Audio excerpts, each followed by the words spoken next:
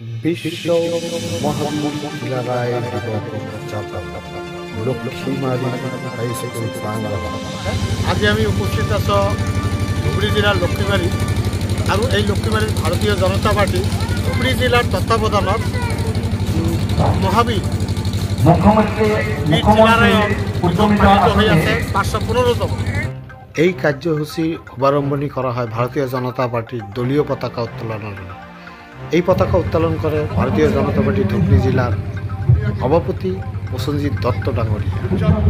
তাৰপিছতে বীৰ জিলাৰায়ৰ প্ৰতিমূৰ্তিত মাল্য অৰ্পণ কৰে গোলগঞ্জ সমষ্টিৰ প্ৰাক্তন বিধায়ক তথা ভাৰতীয় জনতা পাৰ্টি ৰাজ্যিক OBC মৰ্চাৰ সভাপতি অশ্বিনী ৰায় সৰকাৰ ডাঙৰিয়া। তেওঁৰ লগ দিয়ে ধুবুৰী জিলাৰ প্ৰভাৰী অনুপ বৰ্মন ডাঙৰিয়া। ইয়াৰ পিছতে মঞ্চস্থ হয় ৰাজবংশী কলা কৃষ্টি সংস্কৃতিৰ বিভিন্ন সংগীত নৃত্য আদিৰে পৰিৱেশ মুখৰিত হৈ পৰে। হাজাৰ হাজাৰ জনতাই এই কাৰ্যসূচী উপস্থিত হৈ বিভিন্ন ধৰণৰ মত পোষণ কৰে। লগতে মঞ্চত উপস্থিত থকা অতিথিসকলে নিজৰ নিজৰ বক্তব্য প্ৰদান কৰে। বীৰ জিলাৰায় দেৱৰ শৌৰ্য বীৰ্য আৰু পৰাক্ৰমৰ কথাৰে ৰাইজক বিভিন্ন ধৰণৰ মূল্যবান কথা অৱগত কৰা। দিলীপ শইকীয়া ডাঙৰীয়া মোৰ এটি থেকে দণ্ডবত থাকিল। কারণ আমরা অত্যন্ত সুখী যে বিশ্ব মহাবীর চিলারায় জন্ম দিবস ভারতীয় জনতা পার্টির নেতৃত্ব নির্দেশনা আমরা উদযাপন করে ধরছি। এটা প্রথমবারের ভাবে একটা আনুষ্ঠানিক ব্যবস্থাতে আমরা আগবাড়ছি। রাইজের বাজার চিনেকি দেওয়ার উদ্দেশ্য হল ভারতীয় জনতা পার্টির সরকার আর দলের। ভারতীয় জনতা পার্টির সরকারে বিভিন্ন সময় বিভিন্ন মহান ব্যক্তিগুলা বিভিন্ন প্ল্যাটফর্মের মাঝে চিনাকি করে দেয়। আজি অতি গৌরবের বিষয় যে আমার সরকার মাননীয় মুখ্যমন্ত্রী কয়েকদিন আগত বা কিছু 2 বছর আগত আসামের বীর লাচিত বৰফুকনক দিল্লীৰ দৰবাৰত প্ৰতিষ্ঠা কৰাৰ যে প্ৰয়াস, তাৰ এই প্ৰয়াসত ইতিমধ্যে লাচিত বৰফুকনক দিল্লীবাসী না বিশ্ববাসী জানি পাইছে। কিন্তু এই কামগুলো আগতে কোনো সরকার কোনো দলে করে নাই। যে বিশ্ব মহাবীর বিষয় যদি আজি মই কিছু কবার নাম এই জন্যে, কারণ বিশ্ব মহাবীরের বিষয়ক বক্তা দেওয়ার জন্য আমরা দুজন পণ্ডিত তথা আমার বিশিষ্ট ব্যক্তি আমন্ত্রণ করে আসছে।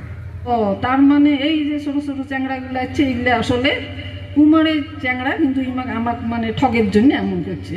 তারপরে আরও যুদ্ধ হয়। যুদ্ধ মানে আহোম রাজা এমন হারি যায় যে আহোম রাজা রাজধানী ছাড়ি ওই দূরত যায় গাছের খড়মত যায় লুকি থাকে। এমন আর একটা ঘটনা, আহোম রাজা একদিন ওই যুদ্ধের মধ্যতে গাও ধুবার ধরছে, কাপড় সোনা টোনা সব খুলে থুইছে পাড়া থুয়ে গাও ধুবার ধরছে। গাও ধুবার ধরতে একটা চিলে আসি, এবার সোনা নাকি কাপড় এখন নিয়ে উড়ি গেছে। সেই ভয় লাগছে আহোমগুলার, কয় কি এটা তো ভাল লক্ষণ নয়, এটা কাপড় আমার নিয়ে গেল তাতে সিলে, তাতে আরও সিলেরাই আসছে, আমারটা শেষ আজকে, আর যুদ্ধ না করি। মানে এমন আমরা মেন্টালি একদম হয়ে গেছিল আর কি ভয়। আজিৰ এই সভাৰ জৰিয়তে গোলগঞ্জ সমষ্টিৰ জ্যেষ্ঠ সন্মানীয় সাংবাদিক, খেলুৱৈ আৰু বিভিন্ন ধৰণৰ কলা সংস্কৃতিৰ লগত জড়িত সন্মানীয় ব্যক্তিসকলক সম্বৰ্ধনা জনোৱা হয়।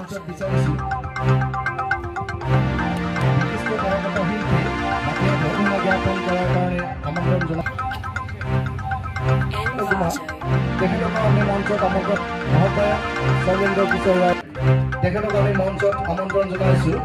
তেখেতক সম্বোধিত কৰাৰ কাৰণে আমন্ত্ৰণ জনাই। নিজে ঘূৰে নাই, গতিকে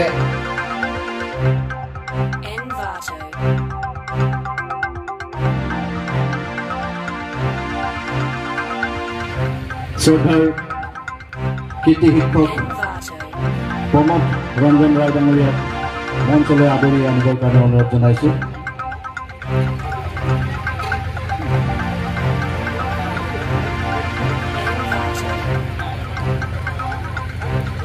মঞ্চত কীৰ্তি শিক্ষক ললিত